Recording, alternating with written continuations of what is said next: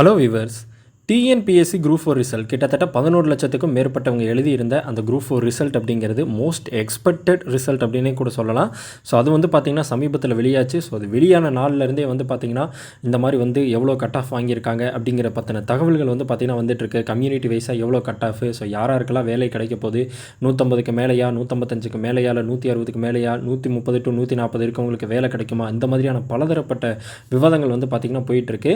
So இதில் அந்த 11 லட்சம் பேருக்குமே ரிசல்ட் வந்திருக்கும். ஸோ ரிசல்ட் வந்தவங்களுக்கு எல்லாருமே அந்த 4662 பேர் வேலைக்கு போகிறவங்க யார் அப்படிங்கிறது அவங்களுக்கே தெரியாது. ஓகேங்களா? ஸோ யாருக்குமே தெரியாது. கவுன்சிலிங் போனால் மட்டும்தான் இந்தந்த ரேங்கிங்கில் இவங்க அந்த குவாலிஃபிகேஷன்லாம் செக் பண்ணுவாங்க. ஒரு சில போஸ்ட்டுக்கெலாம் பார்த்திங்கன்னா டிரைவிங் லைசன்ஸ் போஸ்ட்டுக்கெலாம் கண்டிப்பாக டிரைவிங் லைசன்ஸ் இருக்கணும். அந்த சேம் டைம் பார்த்திங்கன்னா ஃபிட்னஸும் பார்த்திங்கன்னா இருக்கணும். ஃபாரஸ்ட் கார்டு, ஃபாரஸ்ட் வாட்சருக்கு ஒரு சில ஃபிட்னஸ் உடல் தகுதி பார்த்திங்கன்னா வேணும், அது இருக்கணும். அதே மாதிரி நீங்கள் இப்போ இந்த டைப் ரைட்டிங்கில் போத் ஹையர் லோயர் அந்த மாதிரிலாம் இருக்குது. ஸோ அது முடிச்சிருக்கணும். நீங்கள் ப்ரொவைட் பண்ணக்கூடிய சர்டிஃபிகேட்ஸ் எல்லாம் பார்த்திங்கன்னா லீகல் டாக்குமெண்ட்ஸாக இருக்கணும். ஸோ ஏதாவது அதில் ஏதாவது நீங்கள் ஃப்ராடு அந்த மாதிரி ஏதாவது பண்ணிங்க அப்படின்னா அப்போ அந்த வேலை பார்த்திங்கன்னா உங்களுக்கு கிடைக்காது, இன்கேஸ் மார்க் நல்லா இருந்தாலுமே. ஸோ இந்த மாதிரி பலதரப்பட்ட ப்ராசஸ்க்கு அப்புறம் தான் அந்த வேலை அப்படிங்கிறது கிடைக்கும். ஸோ 2 டைம் போகிற மாதிரி இருக்கும். ஸோ கவுன்சிலிங் ஃபஸ்ட் டைம் போகிறது, செகண்ட் டைம் போகும்போது அந்த ஜாப் ஆர்டர் வாங்குறது பார்த்திங்கன்னா செகண்ட் டைம் போகிற மாதிரி இருக்கும். ஸோ இந்த மாதிரியான ப்ராசஸ்லாம் பார்த்திங்கன்னா இருக்குது. ஸோ இதில் பார்த்திங்கன்னா எல்லாரும் எதிர்பார்க்கக்கூடியது பணியிடங்கள் அதிகரிக்குமா, 2024 அதிகரித்த மாதிரி 2025 பணியிடங்கள் அதிகரிக்குமா, junior assistant, typist, steno typist, இந்த மாதிரி எல்லா பணியிடங்களோட எண்ணிக்கையும் அதிகரிக்குமா அப்படிங்கிறது தான். ஸோ அது சம்மந்தப்பட்ட ஒரு முக்கியமான அப்டேட் தான் நம்ம இந்த வீடியோவில் பார்க்க போகிறோம். ஸோ இப்போ தான் ஃபஸ்ட் டைம் நம்மளோட சேனலில் டிஎன்பிஎஸ்சி குரூப் 4 சம்மந்தப்பட்ட அப்டேட் பார்க்குறீங்க அப்படின்னா கண்டிப்பாக நம்மளோட சேனலை சப்ஸ்கிரைப் பண்ணிக்கோங்க. அந்த வீடியோவை ஃபுல்லாக ஸ்கிப் பண்ணாமல் பாருங்கள். ஸோ 2024 பார்த்திங்கன்னா இனிஷியலாக அவங்க அந்த நோட்டிஃபிகேஷன் வெளியிட்டப்போ பார்த்திங்கன்னா அவங்க 6244 வேகன்சி தான் பார்த்திங்கன்னா அனௌன்ஸ் பண்ணாங்க. இது குரூப் 4 2024. ஸோ அதுக்கப்புறமா பார்த்திங்கன்னா செப்டம்பர் 11ஆம் தேதி 480 வேகன்சி இன்க்ரீஸ் பண்ணி ஸோ மொத்தமாக டோட்டல் கவுண்ட்டு 6724 அப்படின்னு ஆச்சு. ஓகேங்களா?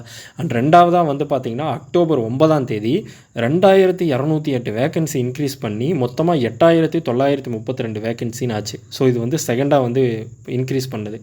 ஸோ மூணாவதாக பார்த்திங்கன்னா ரிசல்ட் வெளியான அன்னைக்கு 559 வேகன்சி இன்க்ரீஸ் பண்ணி அக்டோபர் 28ஆம் தேதி 8932 + 559 வேகன்சி ஜாயின் ஆகி 9491 வேகன்சி பார்த்திங்கன்னா ஆச்சு.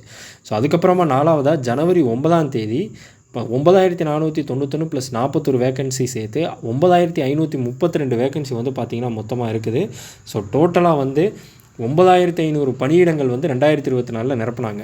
ஸோ அதனால தான் இந்த முறையும் டிஎன்பிஎஸ்சி குரூப் 4 பணியிடங்கள் அதிகரிக்குமா அப்படின்னு சொல்லிட்டு. ஸோ இதில் நீங்கள் நெட்டில் சர்ச் பண்ணிங்கனாலும் சரி, இல்லை ஏஐட்ட கேட்டிங்கனாலும் சரி, இல்லை எந்த மாதிரி சர்ச் பண்ணிங்கனாலும் அதில் அது சொல்லக்கூடிய ஒரே ஆன்சர் என்ன தெரியுமா? டிஎன்பிஎஸ்சி பொதுவாக தேர்வு அறிவிப்பு வெளியானதிலிருந்து சான்றிதழ் சரிபார்ப்பு மற்றும் கலந்தாய்வு முடியும் வரை காலியிடங்கள் அதிகரிப்பதற்கான வாய்ப்புகள் உண்டு. ஸோ சான்சஸ் இருக்குது. பட் இன்னும் அஃபீஷியலாக வந்திருக்கு அப்படின்னு கேட்டிங்கன்னா ஏதாவது பதவி உயர்வு கிடைக்குமா அப்படிங்கிறது கேட்டிங்கன்னா கண்டிப்பாக கிடையாது. ஸோ நிறையா பேர் பார்த்திங்கன்னா வீடியோஸ் இப்போ நம்ம பார்த்திங்கன்னா முன்னாடி இந்த ரிசல்ட் வரக்கு முன்னாடி எக்ஸ்பெக்ட் பண்ணிகிட்டு இருந்தோம். 2024 மாதிரியே வருமானு சொல்லிட்டு எக்ஸ்பெக்ட் பண்ணிகிட்டு இருந்தோம். ஸோ எல்லா நண்பர்களும் பார்த்திங்கன்னா அந்த மாதிரி தான் போடுறாங்க. பட் டிஎன்பிசி தரப்புலேருந்து அஃபீஷியலாக வர்றதுக்கு முன்னாடி பார்த்திங்கன்னா எதுவுமே எல்லாமே எக்ஸ்பெக்டட் மட்டும்தான். ஸோ இப்போவுமே அந்த கவுன்சிலிங்க்கு முன்னாடி, அந்த கலந்தாய்வுக்கு முன்னாடி ஏதாவது இருக்குமா, பணியிடங்கள் அதிகரிக்குமா அப்படிங்கிறதான் எக்ஸ்பெக்டடாக இருக்குது. ஸோ அந்த மாதிரி அதிகரிச்சது அப்படின்னா 150 பிலோ 145 வரைக்கும் இருக்கிறவங்க வரைக்குமே வேலைக்கு போவதற்கான வாய்ப்புகள் இருக்குது.